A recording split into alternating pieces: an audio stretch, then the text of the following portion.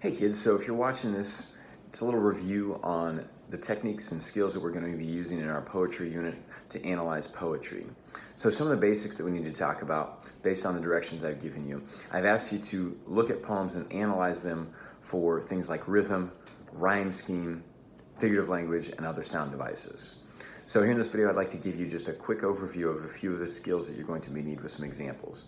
So let's start with rhyme scheme, because I think it's something that most of you are probably familiar with, maybe just need a quick review on.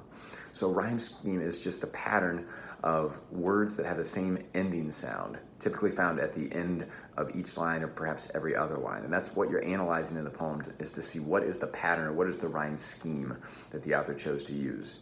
So you'll label this rhyme scheme using letters in the alphabet. So the first rhyme that you see, you'll label it with an A. Second one you see, you label it with a B, and so on. So for example, you may end up with a rhyme scheme that you would say is an A-B rhyme scheme. That means that every other line rhymes. And if you're not familiar with what rhyming words are, said they're words that have the same ending sound, like race and pace. Same ending sound, it's a rhyme.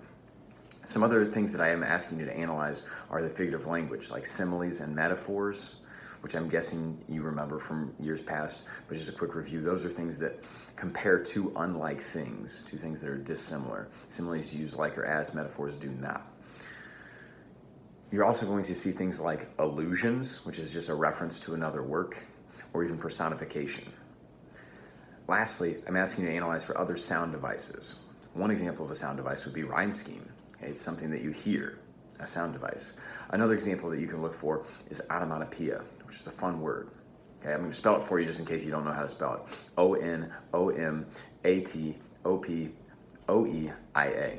A lot of vowels. It's kind of like alphabet soup. But basically what an onomatopoeia is a sound that is a word or a word that is a sound.